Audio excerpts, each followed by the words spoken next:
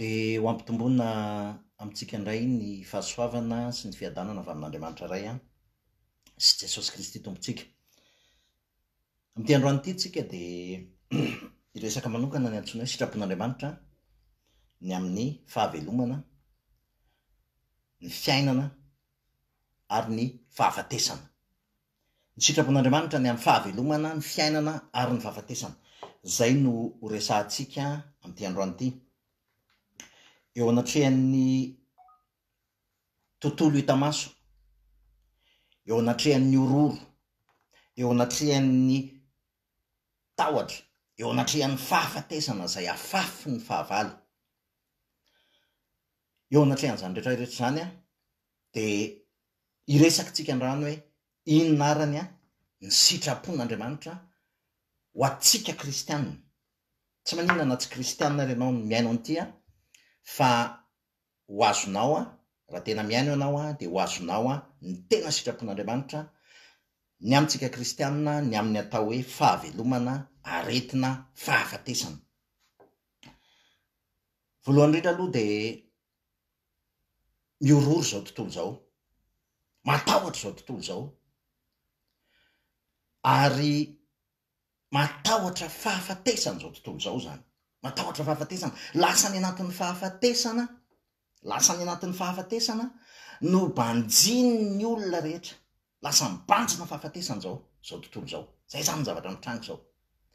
Ary mila azontsika ao anatin'le izy a, ny zavatra mampalahelo ao anatin'izany zavatra zany a, de takona tanteraka ny fiainana. Takona zany lay tena fiainana, lay fiainana fototra. Ary ny zavatra mampalahelo koa ao anatin'le izy de le fahafatesana ara-nofo, ilay aretina, lasa izay no lasa banjina ny fantohany betsaka. De takona, ary zay mihitsy ny tanjondevoly ao anatin'le izy a, takona ny fiainana, takona lay Jesosy Kristy fiainana. Fa mbola ny problème faharoa koa de zao, ny olana faharoa de zao, takona ilay tena antsoina hoe fahafatesana, zay tsy fahafatesana ara-nofo akory ny antsoina hoe fahafatesana. Tsy io ny tena fahafatesana, fa ny tena fahafatesana de ilay fisarahana amin'Andriamanitra. Lasa takona daholo zany rehetrarehetra zany. Lasa ilay fahafatesana ara-nofo, ilay tahotra, le ororo, le aretina, iny no lasa mifantoka mandeha makany daholy zao tontolo zao. Ry havana, iresaka ary aloha androany hoe inona ny atao hoe fiainana, inona ny atao hoe fahafatesana, inona ny atao hoe endrim-pahafatesana, satria rehefa tsy azontsika ireo dia mazava ho azy fa hikorontana isika rehetra. Ny atao hoe fiainana aloha de mila azontsika tsara fa Andriamanitra no atao hoe fiainana, satria izy nisy mpiainana, izy no loharano-piainana. Andriamanitra zany no atao hoe fiainana, izy mpamorona ny antsoina hoe fiainana. Zay zany mila azontsika tsara zay. Tsy ny fahavelomantsika akory ny atao hoe fiainana, fa izy Andriamanitra ny atao hoe fiainana, satria izy ny loharano-piainana. Zay zany mila azo aloha. Ny dikan'izany zany inona ny atao hoe fahafatesana? Ny atao hoe fahafatesana de ilay fisarahana amin'Andriamanitra fiainana. Ny atao hoe fahafatesana tsy ny fahafatesany nofo akory, fa ilay fisarahana tamin'Andriamanitra fiainana. Rehefa tafasaraka amin'Andriamanitra fiainana ianao de ao anaty fahafatesana ianao. Zay zany mila azo zay. Ary rehefa ao anaty fahafatesana ianao de mazava ho azy fa mamokatra voka-pahafatesana. Ary zany voka-pahafatesana zany no hotansaiko ny vitsivitsy.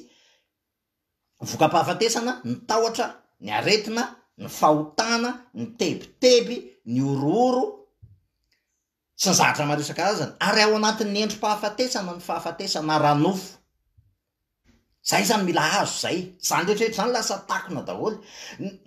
Endrim-pahafatesana ny aretina, ary endrim-pahafatesana ny fahafatesana ara-nofo, fa tsy io akory ny antsoina hoe fahafatesana. Ny dikan'izany de zao, avaiza ny aretina, avaiza ny fahafatesana ara-nofo. Andriamanitra tsy ny créatsika, tsy namorona atsika ho isy aretina. Zay mila azo tsara zay. Andriamanitra rehefa namorona ny Adama sy Eva tao Edena de ny foronon'Andriamanitra Adama sy Eva ao parfait. parfait ny zavatra nikrean'Andriamanitra, tsy nisy ratsy. Rehefa nanao création izy de ozy izy hoe aritany fa tsara zany, eninandro izy no tena zany, ary rehefa namorona n'olombelona izy de niteny hoe aritany fa tsara indrindra zany ozy izy. Zany hoe tsisy zavatra ratsy zany tao amin'Andriamanitra, zavatra miforoniny. Fa rehefa nakeo amin'ny azo fahalalana tsara sy ny ratsy Adamaseva, de tafasaraka tamin'Andriamanitra izy. Zay le nitenen'Andriamanitra hoe azo raha makeo amin'ny azo fahalalana tsara sy ny ratsy nareo de ho faty ianareo. Io le tena vre fahafatesana io, ny fakanesana teo amin'ny azo fahalalana tsara sy ny ratsy. Ary rehefa nakeo amin'ny azo fahalalana tsara sy ny ratsy Adamaseva, dia tafasaraka tamin'Andriamanitra izy. Inona le tena fahafatesana? Ny tena fahafatesana de izao, lay fakanesana eo amin'ny azo fahalalana tsara sy ny ratsy, zany hoe lasa ny fanameloka ny olombelona, ny zavatra tsara amiko. Rehefa eritreretiko fa tsara amiko nefa ratsy aminao, de manamary tena. Rehefa ratsy amiko nefa lazainao fa tsara, dia tsy maintsy hanameloka anao a. Zany hoe ny fifanameloana no miteraka fahafatesana. Tafasaraka tamin'Andriamanitra, samy manana ny tsara sy ratsy aminy tsika olombelona, dia lasa mifanameloka, lasa samy manamary tena, lasa manamelo tena, dia vokatr'izay niditra ny fisarahana tamin'Andriamanitra, ary zay ny tena antsoina hoe fahafatesana. Zay zany aloha ny tena antsoina hoe fahafatesana. Zay ny tena antsoina hoe ota. Ary ny olona tafasaraka amin'Andriamanitra ny antsoina hoe mpanota. Rehefa tafasaraka amin'Andriamanitra ny olona de mpanota izy. Tsy akta atao ny mahampanota. Vokatra ny fahotana, vokatry ny fisarahana amin'Andriamanitra. Ary tahaka izany ihany koa ny aretina de vokatry ny fisarahana amin'Andriamanitra. Ny aretina vokatry ny fisarahana amin'Andriamanitra. Tadio tsara ry havana. Fa i Adamaseva dia 700 taona vao maty. 700 taona ireo vao maty. Inona moa ny antony mahatonga hoe 700 taona izy vao maty? Satria le processus na fahafatesana mbola tsy aingana be teo amin'ny tenany, mbola tsy aingana be teo amin'ny corny. Mbola elaela le processus na fahafatesana. Fa am'izao amintsika zao a, tadio tsara, satria tafasaraka tamin'Andriamanitra teny ny olombelona, de mbola teo lay teny, mbola lay teny, lay parole source zany mbola niaina ny Adamaseva. De natafasaraka tamin'Andriamanitra ary izy mbola teo ihany le teny, mbola tao aminy ihany. Fa saingy zao, tamin'ny fotoana am'izay izy, tamin'ny fotoana tafasaraka tamin'Andriamanitra de nanomboka amin'ny processus na fahafatesana. Nanomboka ny aretina, nanomboka ny tebotebo, nanomboka ny tahotra, nanomboka ny zavatra maro isan-karazany, nandeha ny ozona, nandeha ny processus rehetrarehetra, de farany tonga tamin'ny fahafatesana ranofo. Fa amintsika amin'ny teny zao, lasa aingana be ny fahafatesana, satria nahoana? Be loatra ny information haintsika, be loatra ny zavatra mampatahotra haintsika, be loatra ny zavatra mampitebiteby haintsika. Lasa tsy tenin'Andriamanitra tsony, tsy lay fahavelomana tsony. Be de be ny olona amin'izao fotoana zao hoe mety tsy matin'ny aretina fa tapaka landrano satria matahotra. Be de be loatra ny information, matindray ho ny anina, matindray ho ny anina, matindray ho ny anina, marary ho ny anina, zao ho ny anina. De rehefa iny ny banjinao de mazava ho azy fa information tsy tenin'Andriamanitra, tsy teny mamelona, tsy teny fiainana ny banjinao, de mazava ho azy teny pahafatesana. De misy processus ao anatin'ny sainao, ao anatin'ny fonao, ary mamono anao vetivety. Zay zany aloha mila azo zay. Ary zay mahatonga manao an'izao vidéo zao, satria zao lasa lay processus pahafatesana no lasa, lay fahafatesana no lasa sanatria omentsika menaka voninahitra. Lay fahafatesana sy aretina no lasa any daholo tsika no mibanja. De anjara ny mpanompon'Andriamanitra, anjara ny zanak'Andriamanitra no mamerina ny teny hoe tsy ny fahafatesana, tsy lay endrim-pahafatesana azany ny banjina. Plus ianao mibanjina endrim-pahafatesana, de plus tadio tsara zany fa mampiororo anao io, mampatahotra anao io, mampiakatra tension io, mampi-stress io. De na tsy tokony ho fatiny mety tsy covid anie nafaty anao fa tension satria io ny banjinao isanandro sanandro io no esanao saina isanandro sanandro. Za tsy miteny hoe aza esana, za tsy miteny hoe hodiofanina, tena réalité zany. Fa mitondra inona amitsika moa zany le fibanjinana le réalité, mitondra inona amitsika le fifampitariana hibanjina fahafatesana, mitondra inona amitsika le fifampitariana hibanjina aretina, mampitaitaina, mampatahotra, miteraka orory fotsiny. Rehefa azotsika zay zavatra voalohany zay hoe endrim-pahafatesana, Andriamanitra tompoko tsy namorona aretina. Aloha zavatsara aloha zay zavatra zay, Andriamanitra tsy namorona aretina, fa ny aretina de vokatry ny fisarahana amin'Andriamanitra, ny korontana voaozina ny tany, noho ny nataonao izy izy zany hoe le créaturen'andriamanitra lasa le création nataon'andriamanitra lasa nisy mutation lasa nisy mutation noho ny amin'ny ota noho ny amin'ny fitiavantenany olombelona de lasa nisy mutation ary de nanomboka teo am'izay a lasa nikorotana ny système zay nicréen'andriamanitra ray manontolo tahaka zany ihany koa ny aretina ao anatin'ny vatantsika andriamanitra tsy nicrée antsika hitaitaina andriamanitra tsy nicrée antsika atahotra andriamanitra tsy nicrée antsika hitebiteby andriamanitra nicrée antsika hitsahatra ao aminy ary satria tsika tsy mitsahatra de rehefa mitaintaintsika mitebitebitsika matahotratsika de mazava ho azy fa mikorotana ny métabolisme atsika de micrée ny antsoina hoe cortisol tsika zay mamotika ny anticorps tsika rehetrarehetra mampidina ny anticorps tsika rehetrarehetra zany zay mila azotsika zay aloha ny zavatra voalohany zany ko satria tafasaraka tamin'andriamanitra ny olombelona ko satria ao anaty fahafatesana ianao ny zavatra mila azotsika olombelona ane de zao hoe ianao ne rehefa tafasaraka amin'andriamanitra na maty ny nofinao na tsy maty ny nofinao de efa ao anaty fahafatesana ianao zay aloha zany mila azo zay na maty na ohatra tsika ka miala am'ty corty na tsy miala am'ty corty amin'ny fotoanytsika tafasaraka amin'andriamanitra amin'ny fotoanytsika tsy vita fihavanana amin'andriamanitra dia ao anaty fahafatesana isika zay mila azo tsara zay inona ny important le fahafatesany nofo sa le fahafatesana éternel satria tafasaraka amin'andriamanitra isika raha vo tsy mbola vita fihavanana amin'andriamanitra zavatra faharoa de izao enao rehefa ao anaty fahafatesana satria tsika ao anaty tany fahafatesana satria tsika tafasaraka amin'andriamanitra de normal be raha micrée endro-pahafatesana be deaibe ary zay le niteneniko teo hoe misy ny ozina misy ny aretina misy ny ozina misy ny aretina misy ny tebiteby misy ny tahotra miteraka tahotra miteraka fahafatesana ranofo ny farany zany mifantrana sy ny zavatra rehetra zany ane endro-pahafatesana daholo vokatry le fisarahana amin'andriamanitra daholo zany vokatry ny fisarahana amin'andriamanitra midikany zany de zao rehefa azotsika zay zavatra zay a de inona kosa ny vahaolana satria ny tena problème aloha mahatonga ny endro-pahafatesana averiko indray ny aretina sy ny fahafatesana ranofo de endro-pahafatesana zany inona ary ny vahaolana de tsotra ary efa naseho an'andriamanitra izy io ny vahaolan'andriamanitra de tsotra tadio tsara ry havana fa andriamanitra dia efa nahatanteraka ny zavatra rehetrarehetra ozy izy ny ten'andriamanitra hoe Jesosy Kristy le resahako ozy izy ny ten'andriamanitra hoe izy ozy izy le zanak'ondron'andriamanitra zay efa novonoina ozy izy taloha am'fandrenina n'izao tontolo zao. Il était l'agneau de Dieu qui a été immolé avant la fondation du monde. Zay le zavatra zay nitenen'ny tenin'Andriamanitra. Inona ny dikan'izany? Satria Andriamanitra fitiavana. Satria Andriamanitra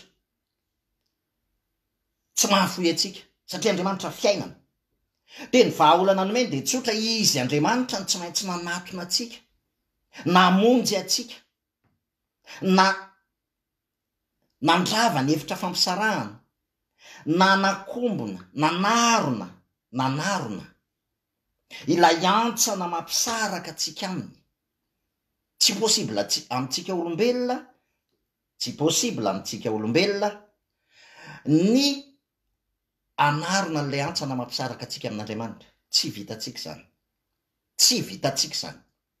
Fa izy Andriamanitra tsy maintsy nanarona anio antsana mampisaraka atsika amin'io. Le fahafatesana, io le mampisaraka atsika aminy, le fisarahana amin'Andriamanitra, fahafatesana, déconnexion avec Dieu. Io déconnexion, io fahafatesana io no olana. Io no olana ary io no miteraka endro-pahafatesana be deaibe Andriamanitra fiainana. Ao aminy tsisy fahafatesana, ao aminy tsisy aretina, ao aminy tsisy olana, ao aminy tsisy tebiteby, ao aminy tsisy tahotra, ao aminy tsisy fahantrahana, ao aminy tsy misy afa-tsy fitsaharana, fiadanana, ao aminy tsisy afa-tsy fiainana, ao aminy tsisy afa-tsy fahasalamana, ao aminy fiainana be deaibe. Ko satria misy antsana mampisaraka atsika amin'Andriamanitra, de inona ny vahaolana nomen'Andriamanitra mba hanala n'io antsana izy Andriamanitra ny tonga olombelona. Ary zay ny filazantsara zay, tena faran'izay tsotra. Izy Andriamanitra ny tonga olombelona. ary nanolotra ny aina izy, aina solony aina, andrava alohan'ilay antsana mampisaraka atsika, anototra n'lay antsana, lay fahafatesana mampisaraka ny olombelona sy Andriamanitra. Zay ny zavatra nataony. Ao anaty fahafatesana ianao de izy fiainana ny tonga, satria ianao ao anaty fahafatesana mbola veriko kely re mandeha. Tsy hoe tsika velona de ao anaty fiainana, tsy izay ny dikany, fa tsika rehefa mbola tafasaraka tamin'Andriamanitra tsika, rehefa mbola tsy vita viavana amin'Andriamanitra de ao anaty fahafatesana tsika. Ko satria io fahafatesana, io fisarana amin'Andriamanitra io no miteraka endrim-pahafatesana isan-karazany, miteraka aretina, miteraka olana isan-karazany eo amin'ny fiainantsika zay iainantsika, miaina an'izany daholo tsika rehetrarehetra. De io Andriamanitra hoe bon, za fiainana no andeha ho any aminareo ao amin'ny fahafatesana. Za fiainana no andeha aminareo amin'ny fahafatesana. Za mazava, tsy fahazavan'Andriamanitra, fa izy ny mazava, izy ny source, izy ny source de lumière. Izy, il est la lumière. Izy ny source de izy mazava ny tonga tao amin'ny maizina. Zany hoe ny tontolo misy atsika, ny tany misy atsika. Natolon'ny ainy, nalohan'lay fahafatesana, vidin'lay, nalohan'lay aina vidin'lay fahafatesana tambin'ny ota. Ny tenin'Andriamanitra de miteny hoe fahafatesana no tambin'ny ota. Fahafatesana no tambin'ny ota. Ko satria ianao anaty fahafatesana zany, satria nanota, satria tafasaraka tamin'Andriamanitra, de izy Andriamanitra hoe bon, alohako, je vais payer, alohako lay fahafatesana, alohako le aina, vidiko, alohako le aina, vidin'lay fahafatesana tambin'ny ota. Ary de ny saroman'Andriamanitra tamin'ny ainy, lay fahafatesana. Na sy nitetezana vaovao indray miala vao amin'ny fahafatesana makao amin'ny fiainana, izy Jesosy Kristy lay lalana famarinana fiainana, izy Andriamanitra ny tonga olombelona tamin'ny alalan'i Jesosy Kristy. Ary rehefa tonga olombelona izy de iny ny tetezana azontsika miditra ao anaty prezensan'Andriamanitra, iny ny lasa tetezana, lay aina, zany hoe voasarona lay fahafatesana. Zany zavatra zany amin'ny fotoantsika mino zay asa-pamonjeny Jesosy, zay hoe Jesosy eneny nampiavana anahy tamin'Andriamanitra, za ao anaty fahatezeran'Andriamanitra, raha ao anaty fahafatesana, ao anaty fahatezeran'Andriamanitra, normal raha miaina fiainam-pahafatesana, normal raha miaina ny endrika fahatezeran'Andriamanitra isan-karazany, satria ao anaty fahafatesana, satria ao anaty ivelany fitiavan'Andriamanitra. Ny fitiavan'Andriamanitra tsy misy afa-tsy izy nanolotra ny eny teo amin'ny fijaliana, izy namonjy atsika. Zay ny fitiavan'Andriamanitra. Ary rehefa tsy miditra ao anatin'izay fitiavan'Andriamanitra atsika, de ao mazava ho azy ao anatin'ny fahatezeran'Andriamanitra. Tsy Andriamanitra ny te averentsika, Andriamanitra nanolotra vahaolana, nanolotra vahaolana Andriamanitra hoe ao anaty fahafatesana ianao, zany fiainana, tonga hamonjy ianao, amela ny eloko ao, ampiavana anao amiko, mba ho vita fihavanana amiko ianao, mba ho voavela eloko mandrakizay ianao, mba ho vita fihavanana amako mandrakizay ianao, mba hanana fiainana mandrakizay ianao, satria za fiainana indray manatona anao. Ary zay ny asa-pamonjeny Jesosy Kristy, zay ny asa-pamonjeny, zay ny natonga anazy teo amin'ny hazo fijaliana, nanolotra ny aina izy mba ho fampihavanana atsika aminy, nanolotra ny aina izy mba ho famelana ny elokontsika. Ary nitsangana tamin'ny maty izy, zany hoe resy ny fahafatesana, lay fahafatesana sosa tao edena, lay fisarana tamin'Andriamanitra, resiny.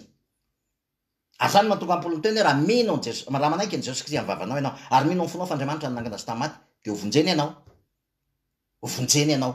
Ny dikany zany de zao, amin'ny fotoantsika mino zay asa-pamonjen'Andriamanitra ho atsika zay, de tafala ao amin'ny fahafatesana aloha tsika, ary tafafindra ao amin'ny fiainana, tafala ao amin'ny tontolo ny fahatezeran'Andriamanitra, ary tafafindra ao anatin'ny tontolo ny fitiavan'Andriamanitra. Zay mila azo zay, miala ao anatin'ny fahafatesana ianao de mifindra any amin'ny fiainana, miala ao amin'ny tontolo fahatezeran'Andriamanitra. Zany ena tonga Jesosy ny tena, zay mino zanaka ozy izy manana fiainana mandrakizay, zay tsy mino zanaka ozy izy ny fahatezeran'Andriamanitra ozy izy no mitoetra eo aminy, fahatezeran'Andriamanitra no mitoetra eo aminy. Inona dikan'izany zavatra zany? Zay finonana, tsisy ninina ataonao afa-tsy ny miaiko hoe mpanota de very aho. Ary rehefa miaika an'izay ianao de mitodika mitraka, mampitraka anao ny fanahy masina, mitodika amin'ny asa-pamonjeny Jesosy, vita, zany mampiavana anao amiko. zay ny asa-pamonjeny Jesosy. Zany mamela eloko anao mandrakizay, zany mampiavana anao amiko mandrakizay, ary zany manome anao fiainana mandrakizay. Na mivelona ny nofinao na maty ny nofinao, zany manome anao fiainana mandrakizay rehefa mino ny asa-pamonjeny Jesosy Kristy anao, ary tsy mety very zay famonjeny zay. Irréversible zay famonjeny zay. Irréversible. Une fois ny olona mino an'izay de voavelana elona. Une fois ny olona mino an'izay vita fihavanana amin'Andriamanitra izy. Une fois ny olona mino an'izay manana fiainana mandrakizay izy. Ny apôstôly Jaona no niteny an'izany. Ozy izy ny apôstôly Jaona hoe zay manana zany kosa izy manana fanambarana ao anatiny. Ary tahaka zao izy ny fanambarana any amin'ny 1 Jean 5 any izy miteny an'izany. Zao ny fanambarana fiainana mandrakizay izy nomen'Andriamanitra anareo ao amin'ny zanany. Zany fiainana zany ao amin'ny zanany zany. Ny dikany zany dia zao. Ny zavatra voalohany aloha dia miala ao anatin'ilay fahafatesana mandrakizay, ary midira aloha ao anatin'ilay ao anatin'ilay fiainana mandrakizay. Satria manomboka eo vao tapaka ny ozona ny processus ny ozona rehetrarehetra eo amin'ny endrim-pahafatesana. Manomboka tapaka. Mbola iseho amin'ny fiainantsika io, fa manomboka eo ny fahatapahan'ny endrim-pahafatesana. Misy renouvellement na intelligence rehefa avy eo mbola ho resahantsika, fa manomboka eo ny tapaka ny fahafatesana. Ary miditra ao anaty fiainana ianao. Manomboka eo anao anaty fitiavan'Andriamanitra fa tsy any anaty tahotra intsony. Manomboka eo ianao anatin'ny mazava fa tsy any anatin'ny maizina. Zay aloha zany ny mila inotsika voalohany. Dia mitodika voalohany indrindra aloha. Zay fiainana zay aloha mila itodiantsika. Zay fiainana zay. Zay fiainana ao amin'ny Kristy zay. Zay fampihavanana vita an'Andriamanitra zay. Zay famelan-keloka vita an'Andriamanitra zay. Zay fiainana mandrakizay zay omen'Andriamanitra antsika tamin'ny alalan'ny asa-pamonjeny Jesosy Kristy zay. Raha mino an'izay tsika, une fois tsika mino an'izay, voavelany elokontsika ho tafaverina. Niala tao amin'ny fahafatesana tsika ary mifindra ao amin'ny fiainana vita fihavanana amin'Andriamanitra tsika ary manana fiainana mandrakizay tsika. Zay ny zavatra voalohany aloha. Sao nefa ry havana, iresaka amin'izay amin'ity resaka aretina sy zavatra mitranga amin'ny fiainantsika ity. Tena mifona hafa be dia be amintsika zanak'Andriamanitra, ary efa misy mihitsy ary efa tena kristiana nefa eritrereto koa efa lehibe, lasa manome voninahitra fahafatesana ihany koa. Lasa mandika vilana tenin'Andriamanitra, tena mifona tompoko. Anisan'ny adikatsika vilana indrindra ity tenin'ny Paoly ity, Filipianina voalohany toko faha 1:20. Filipianina voalohany toko faha 1:20. Raha misy dika vilana indrindra ao anatin'izao situation zao dia ity teny ity ny voadika vilana indrindra. Zao le teny fa Kristy no antony havelomako ary ny fahafatesana ny azoko tombony. Zay le teny zay. Dia mijanona eo fotsiny le olona. Dia zay ny lasa irairaina hoe tsika tsy maninona na maty arantsika fa zay ny sitrapon'Andriamanitra satria zay ny azontsika tombony. Ny fahafatesana ny azona tombony. Dia lasa le fahafatesana no lasa indraindraina. Fandaovaka itsika ny toyany. Amin'ny teny gasy aloha ny amakiko anazy. Fa Kristy ozy izy ny antony havelomako ary ny fahafatesana no azoko tombony. Kanefa hoy Paoly raha ny velona amin'ny nofo no avokaran'ny asako dia tsy hitako izy izay hovidiko. Fa sanganehany eo anelanelanizy roa maniry alaka ao amin'ny Kristy satria tsara lavitra zany. Kanefa kosa ny mitoetra eo amin'ny nofo mahasoa anareo kokoa izy. Ary satria matoky zany dia fantatro fa hitoetra sy aritra eo aminareo rehetra azonareo fandrosoana sy fifaliana amin'ny finoanareo. Tsy haiko raha mivakitsika tsara ty teny ity. Ary zay ny problème rehefa mandray verset anankiray fotsiny tsika fa tsy vakitsika tanteraka le verset. Ozy izy Paoly. Ary satria matoky zany dia fantatro fa hitoetra sy aritra eo aminareo rehetra ao izy. Azonareo fandrosoana sy fifaliana amin'ny finoanareo. Proclamation zany, proclamation de foi zany ataon'ny Paoly zany. Ahoana moa ny asain'ny Paoly miteny hoe ho velona izy? Ahoana ny asain'ny Paoly miteny zany? Ary satria matoky zany, andraso aloha hovakiko amin'ny teny frantsay fa amin'ny teny frantsay le izy mahazava kokoa ary enjana be mihitsy le proclamation ataon'ny Paoly. Bible en semeur no vakiko. Pour moi, en effet, la vie, c'est le Christ. Ça n'est fiainana de Christi et la mort est un gain aussi. Mais si je continue à vivre dans ce monde, alors je pourrai encore porter du fruit par mon activité. Je ne sais donc pas que choisir. Je suis tiraillé de deux côtés au Paul. J'ai le désir de quitter cette vie pour être avec le Christ, car c'est de loin le meilleur. Mais il est nécessaire que je demeure dans ce monde à cause de vous. Noho ny aminareo ozy izy de ilaina mbola eto am'izao fiainana zao. Cela, j'en suis convaincu. Zany hoe farisian-dahatra mihitsy zany nitenen'ny Paoly. Ahoana moa zany farisian-dahatra amin'ny Paoly zany hoe resy lahatra fa mbola avelan'Andriamanitra hijanona eto, hipetraka eto satria noho ny aminareo, satria Kristy ny fiainako. Satria Kristy ny fiainako. Et que je demeurerai par cela, j'en suis convaincu aussi. Je sais donc que je resterai fantatro fa hijanona ary toetra eo aminareo ah. Nandalo zavatra be deabe ny Paoly. Nigadraina izy, natao iny izy, efa vonoina izy. Fa conviction ferme ny Paoly hoe noho ny aminareo. De Kristy no antony havelomako, mariny zany. Kristy no antony havelomako. Ny fahafatesana naozoko tombony. Raha andeha de fitiavan-teny zany. Raha andeha de fitiavan-teny zany. Satria inona ny antony? Zany mahazo tombony amin'izany. Fa noho ny amin'ny filazantsara, noho ny aminareo, de fantatro men'Andriamanitra conviction ato anatiko fa za de mbola mijanona ary miaraka aminareo. Mazava be zany conviction en Paul zany. Ary io teny io no mahatonga hoe ohatrany mampanontany tena izy hoe Paul ve zany mibaiko an'Andriamanitra hoe tokony mbola ho velona izy. Mahavarina. Fa tsotra le izy ry havana. Tadio tsara fa tsika mpanompon'Andriamanitra, tsika kristianina, betsaka amintsika. Varinitsika hoe betsaka amintsika fa maninona tsika maninona hoe mpanompon'Andriamanitra ohatran'izao maty, mpanompon'Andriamanitra ohatran'izao maty, mpanompon'Andriamanitra ohatran'izao maty. Misy ten'Andriamanitra amin'ny ten'Andriamanitra izy tsy manao zavatra raha tsy milaza mpaminany mpanompony. Fa resen-dahatra manokany ty. Fa ho zaraiko. Tsy misy mpanompon'Andriamanitra mandeha miala eto amin'ity tany ty raha tsy izy mihitsy manaiky mifanaraka amin'ny Jesosy hoe alay voa. Ary tsika mahita an'izany tsara be de be. Ny mpanompon'Andriamanitra rehefa ao anatin'ny ady izy de tena miteny amin'izay izy hoe Jesosy alay voa.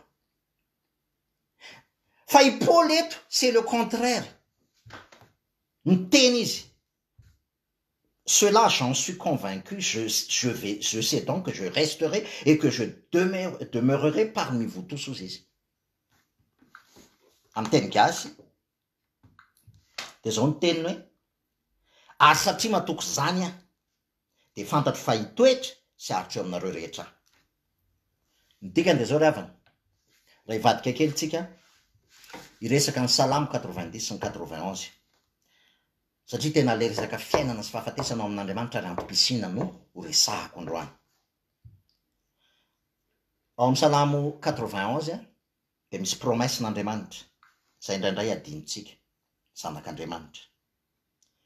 Promesse n'Andriamanitra izy io. Zao ny tenin'Andriamanitra ao hoe, Salamo 91, 16. Ovokisako fa ela velona izy, ary asehoko azo izy ny famonjeko. Mahavarina be rehefa namaky an'io Salamo 80. Namaky an'io de namaky ny Salamo 90 ao amin'ny Salamo 90 Mosesy no mivavaka ao. Mitaraina amin'Andriamanitra zany Mosesy. De rehefa mitaraina amin'Andriamanitra Mosesy de zao ny tenenin'ny Mosesy. Vavaka Mosesy le izy fa tsy Andriamanitra no miteny akory fa vavaka Mosesy. Ao amin'ny Salamo 90, 18. 10 zafady. Fitopolo taona ozy izy ny andron'ny taonanay, ary raha tahiny ka mateza azy, de 20 taona. Nefa fahasasarana sy zava-poana ny voninahy. Fa mielina faingana zany ka lasa manidina zay ozy izy. Iza mahafantatra ny heran'ny fahatezeranao sy ny fahaviniranao arak'izay tokony ho fahatahorana anao, mampianaranay anisan'ny andronay, azonay foendry, miverena Jehovah mandra-paharoviana ozy izy ary mba haneneniny amin'ny mpanomponao. Fitalaon'ny Mosesy izy io. Zany hoe Mosesy no mitalao. 70 taona sy 80 taona ny andronay. Mampianaranay anisan'ny andronay. Raha mamaky an'io Salamo 90 io tsika de tena Mosesy mitaraina, vavaka Mosesy. Zany hoe tsy mahita mihitsy ny famonjen'Andriamanitra izy fa izy le mitaraina aloha. Fa ao amin'ny Salamo 91 kosa Andriamanitra de miteny amin'izay Andriamanitra ao amin'ny Salamo 91. Zany tena zavatra mahavarina. Tsy resaka afa-ty efa Salamo 91 ty efa haitsika tsy enjery ty raha zanak'Andriamanitra tsika mitoetra ao amin'ny firenena zay any avy indrindra de monao ambany aliko ny tsitosiny rehetrarehetra. Zay laza hoe amin'ny Jehovah hoe izay lazan'i Jehovah hoe fialofako sy batery fiarovana ho ahy izy Andriamanitra zay hitokiko. fa ny mila azontsika amin'ny promessin'Andriamanitra ery amin'ny satria promessin'Andriamanitra ny Salamy 91 ary zay ny mila azontsika tsara anazava rehefa avy eo ohatrany ao zany promessin'Andriamanitra ahoana ny andraisana zany promessin'Andriamanitra. Ovokisako fahaela-velona izy ozy izy ary asehoko azy ny famonjeko. Ny dikany hoe asehoko azy ny famonjeko dia asehoko azy iza moa ny famonjena. Jesosy Kristy ny famonjena. Jesosy Kristy ny famonjena. Ovokisako fahaela-velona izy ary asehoko azy Jesosy Kristy zany. Jesosy Kristy ny famonjena. Rehefa miteny Davida any amin'ny Salamo any hoe Jehovah no mpamonjy ahy dia Jesosy Kristy zany ny tondrony. Asehoko azy ny famonjena ozy Andriamanitra. Zany hoe asehoko azy fa Jesosy Kristy ny famonjena. Ovokisako fahaela-velona izy. Dia verina kely amin'ny problèmatsika amin'izao fotoan'izao. Raha azotsika izay zavatra rehetra ny teneniko. Izay ny promessin'Andriamanitra amintsika zanak'Andriamanitra zany dia fahaela-velona. Fahaela-velona ny promessin'Andriamanitra aminao. Fa rehefa tsy hinonao zay, mazava ho azy, dia le endrim-pahafatesana no lasa hanjaka eo aminao. Misy promessin'Andriamanitra zay mila raisitsika ao am' Jesosy Kristy. Ohatrany ao zany promessin'Andriamanitra zay ao am' Jesosy Kristy zany, zao no mila azontsika. Tadio tsara fa Andriamanitra raha namorona n'izao tontolo zao dia efa taloha ny fanorenana n'izao tontolo zao dia efa vita ny famonjena. Zany natonga le ten'Andriamanitra ny teneniko teo hoe izy ozy izy le zanak'Andriamanitra zay efa nivonona taloha ny fanorenana n'izao tontolo izao. Zany hoe efa vita n'Andriamanitra ny famonjena. Efa vita zany. Fa saingy zao tonga teto mila naseho io famonjena io. Mila aseho eto amin'izao tontolo zao io famonjena io. Dia tonga ny zanaka nampiseho an'io famonjena io. Tadio tsara fa ny zavatra vita ao amin'ny tontolo hitamaso. Ty tena révélation et secret ny asan'Andriamanitra izy ty. Ny zavatra rehetra vita ao amin'ny tontolo tsy hitamaso izay efa vitan'Andriamanitra dia tsy misy afa-tsy ny teny la parole, tsy misy afa-tsy ny teny irery no afaka mampiseho an'izany zavatra zany eo amin'ny tontolo hitamaso. Averiko. Ny zavatra rehetra vitan'Andriamanitra ao amin'ny tontolo tsy hitamaso, satria Andriamanitra dia teny. Ny zavatra izay vitany rehetra tao amin'ny tontolo tsy hitamaso, satria izy Andriamanitra, dia ny teny no afaka mampiseho anazy eo amin'ny tontolo hitamaso. Ary zany no mahatonga hoe Jesosy Kristy ilay teny tonga nofo.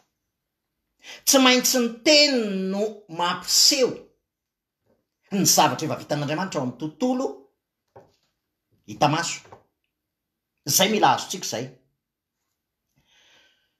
Efa vitan'Andriamanitra ny famonjena. Nasehoany tamin'ny alalan'i Jesosy Kristy 2000 taona lasa ny famonjena. Nasehoany tonga nofo ilay teny. Ary rehefa avy eo niakatra izy dia nidina indray ny fanamasina dia lasa teny ny velona atao anatintsika. Lasa Kristy teny ny velona atao anatintsika. Inona ny ataon'ny Kristy velona atao anatintsika? Tsy maintsy olombelona no miteny, tsisy biby miteny. Zany hoe tsika olombelona ampiasain'Andriamanitra, zay ny tena antom-pisiana. Ampiasain'Andriamanitra hanambarany io efa vitany io. Zay ny tena dikan'ilay Kristy velona ao anaty, hanambarany asa-pamonjena efa vitany Jesosy Kristy. Zay ny antom-pisitsika.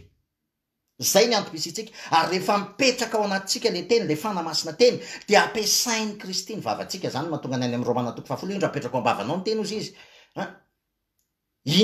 Indro apetraka ao am-ponao ny teny dia ao am-bavanao ozy izy dia ny teny amin'ny finoana izay torianay ozy izy. Zany ny teny an'ny Paoly zany. Ary io teny napetraka ao amin'ny Paoly io ny asain'ny Paoly miteny hoe ary dia fantatra ozy izy fa za dia hijanona. Noho ny aminareo. Satria za mbola ampiasain'ny Kristy hanambara ny filazantsara n'Andriamanitra aminareo. Satria za mbola ampiasain'ny Kristy hiasa hanambara ny fitiavana eo aminareo. Zay ny mila azontsika zay. Zany hoe raha ny tena marina zany dia izao. Rehefa ny antom-pisianao eto tany ny antony hanomezan'Andriamanitra fahaela-velona anao dia satria anao ampiasainy hanambara ny filazantsara. Tsy misy antony hafa tokony ilan'Andriamanitra anao eto tany raha ohatra ka tsy hanambara ny filazantsara ianao. Zay ny mahatonga ny teny io hoe, zay ny mahatonga ny tenin'ny Paoly, zay ny mahatonga ny tenin'ny Paoly ny teny hoe fa Kristy ozy izy no antony havelomako. Kanefa kosa ozy izy ary satria mahatoky zany dia fantatro fa hitoetra sy ahatra eo aminareo rehetra. Azonareo fandrosoana sy fifaliana amin'ny finoanareo. Azonareo fandrosoana sy fifaliana amin'ny finoanareo. Ao anatin'izao tontolo misy atsika izao ry havana, eo anatin'ny tontolo-pahafatesana mampalahelo fa be deaibe amin'ny kristianina no lasa arirarira sy aronany ilay tontolo mpahafatesana. Zao nefa nitady io Andriamanitra de tsy mireagira. Andriamanitra raha ohatra hoe misy zavatra mitrango, tsy mahita an'Andriamanitra ianao, tsisy Andriamanitra hoe misy zavatra mitrango amin'ny tontolo hita maso, de iny Andriamanitra fa mireagira par rapport amin'ny tontolo hita maso. Tsy misy an'izany. Tsisy hoe zavatra mitrango amin'ny tontolo hita maso de manao réaction Andriamanitra par rapport amin'iny tontolo hita maso iny. Ny antony tsotra, satria Andriamanitra tsy manao réaction, tsy mireagira amin'ny tontolo hita maso, fa izy kosa manao action. Izy miasa, izy tsy ahetsika ny tontolo hita maso, fa Andriamanitra mihetsika, ary ny hetsika nataony de efa vita tao amin'i Jesosy Kristy, ary ny ataony kosa amin'ny alalan'ny fanahy masina dia mampiseho zay efa vita zay eo amin'ny tontolo hita maso. Andriamanitra manao action fa tsy manao réaction. Itsika olombelona manao réaction. Inona le réaction? Misy zavatra mitrango eo amin'ny tontolo hita maso, misy aretina, misy tahotra, misy fahafatesana sy ohatr'izany, de mireagira tsika par rapport amin'iny. Andriamanitra tsy manao an'izany.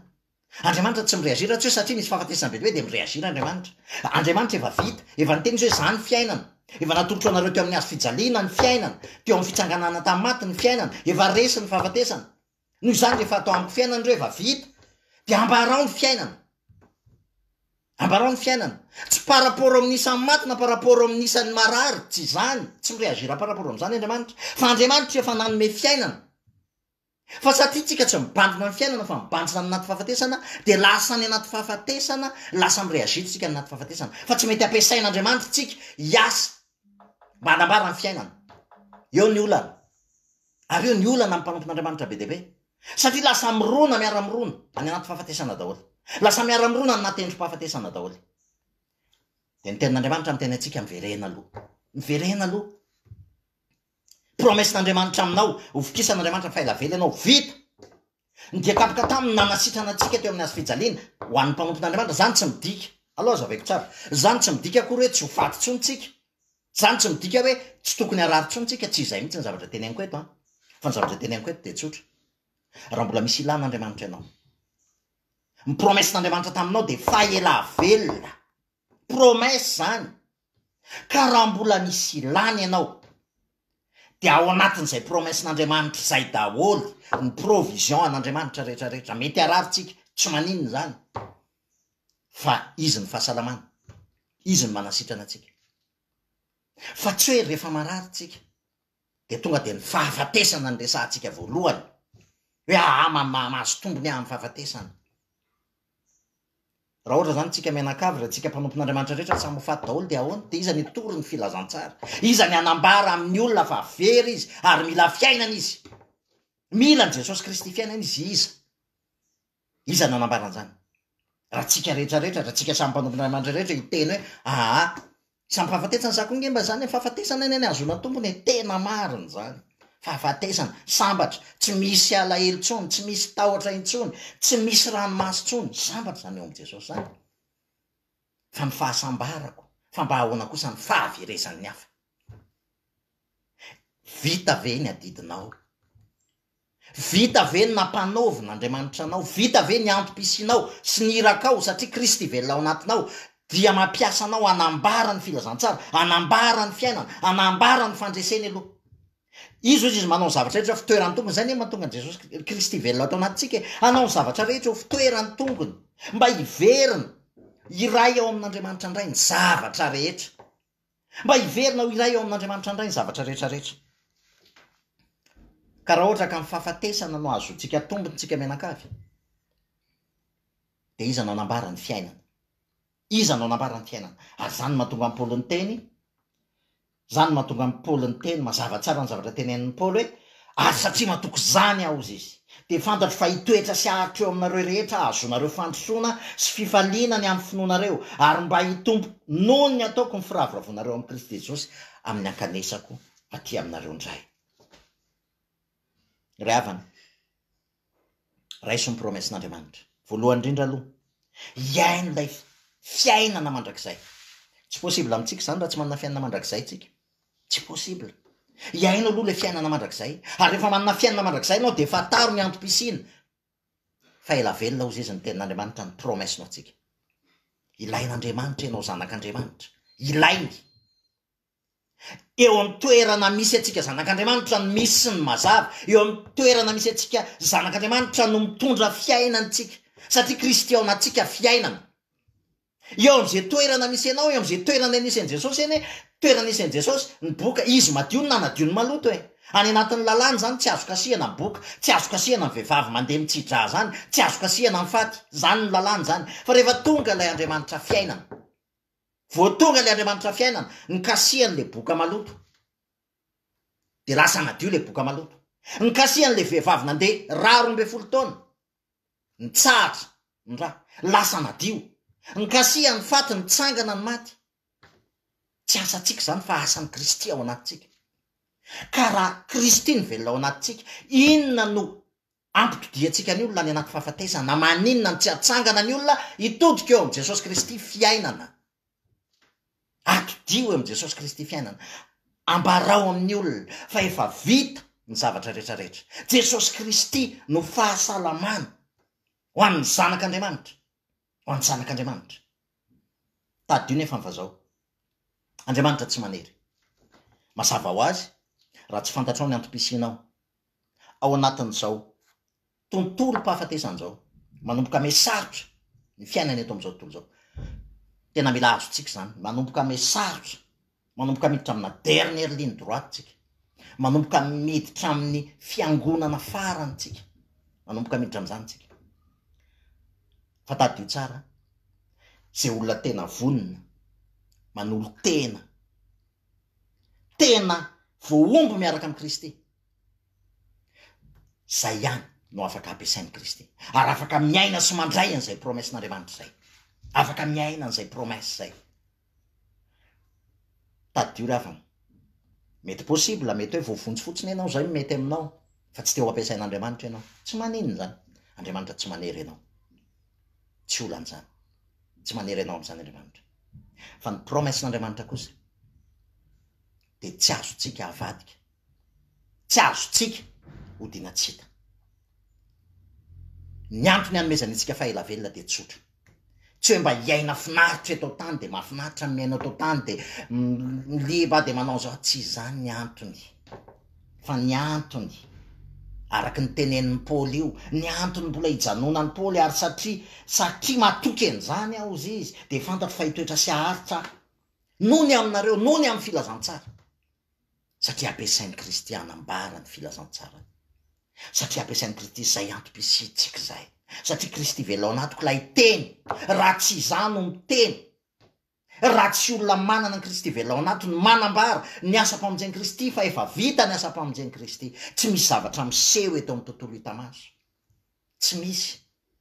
Satria ny teniny tsy maintsy mamoaka eto amin'ny tontolo hitamaso zay zavatra efa vita n'Andriamanitra ao amin'ny tontolo tsy hitamaso. Zany eny ndika mivavaka, rehefa mivavaka ny antsika tsy manetsika an'Andriamanitra, tsy manova ny décision n'Andriamanitra. So tsika de metrehitra hoe rehefa mivavaka androany de zao ny décision n'Andriamanitra maly de nisy zavatra nitranga teo amin'ny tontolo hitamaso de mivavaka rehefa aveo de rehefa mivavaka de io Andriamanitra hoe bon, hovaiko indray ny décision ako zany fa araky mivavaka iny tsia diso zany.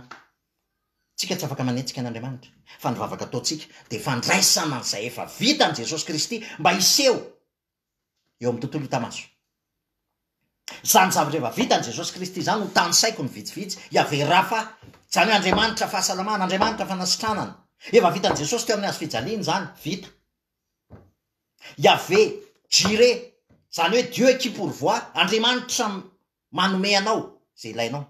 Ninina olanao, ninina adinao efa vitany teo amin'ny hazo fijaliana daholo zany rehetrarehetra any, izy manome anao. Fa ny problème ny finoana ny tanana mandray an'izay.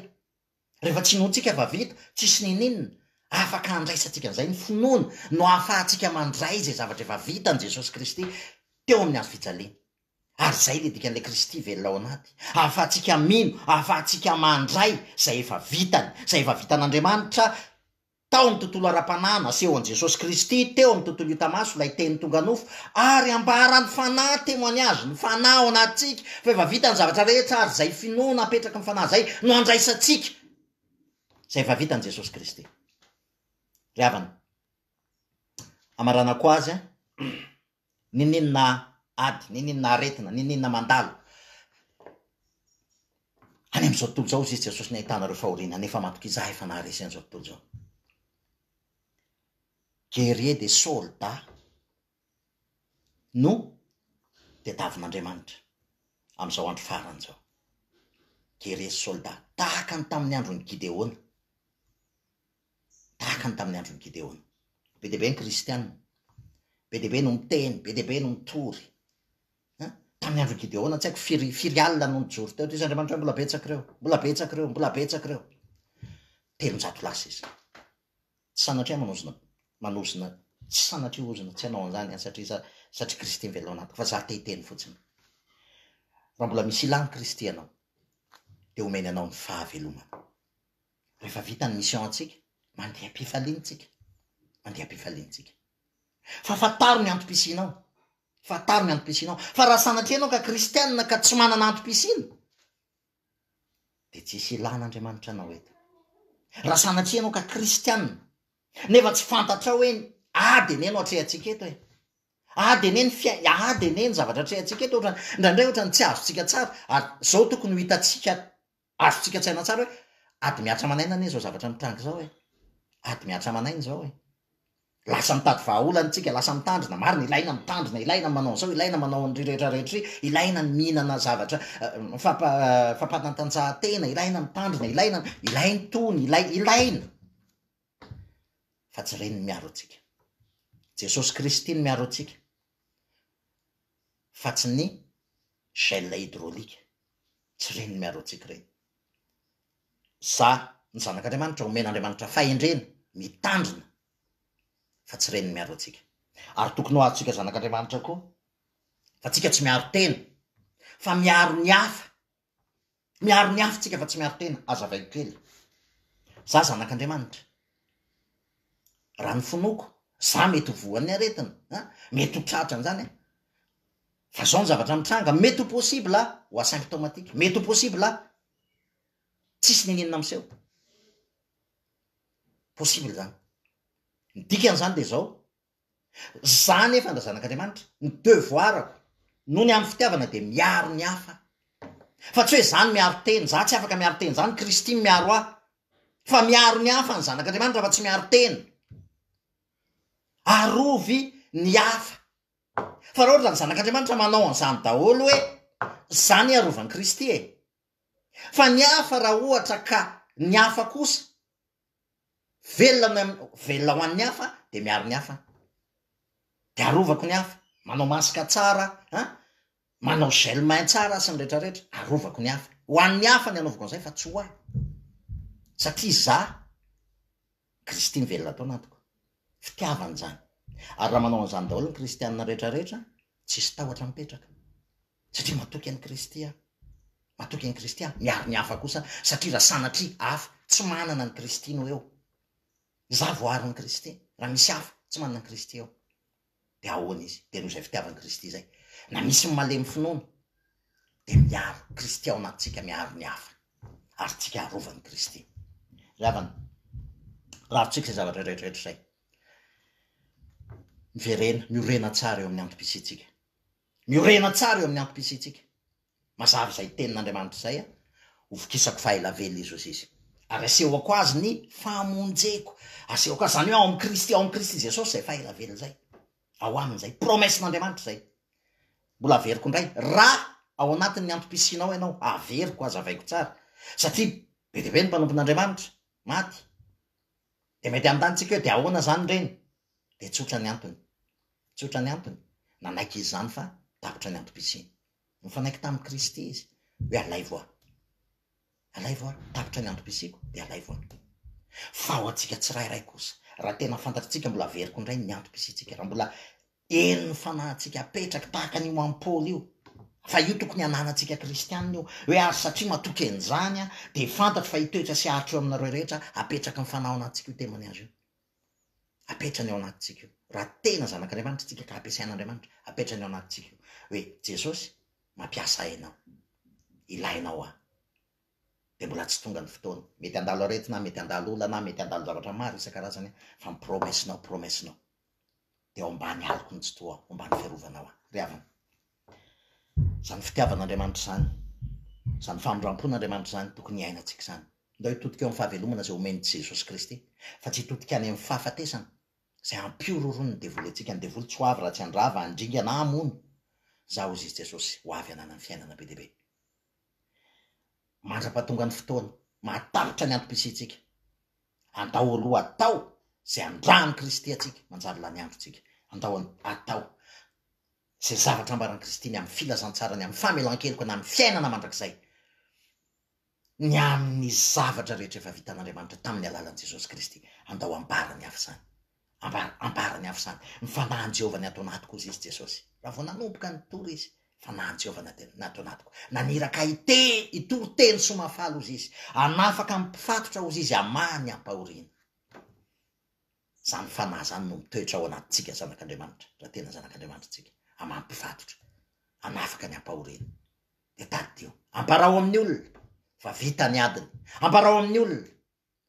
Fa nalany Jesosy Kristy izy ao anatin'ny maizinariny afindra amin'ny mazava. Dia ny voninahitra ao an' Jesosy Kristy. Ilay tena tiantsika. Nanala antsika tao amin'ny fahafatesana. Ary namindra antsika tao amin'ny fiainana. Amen.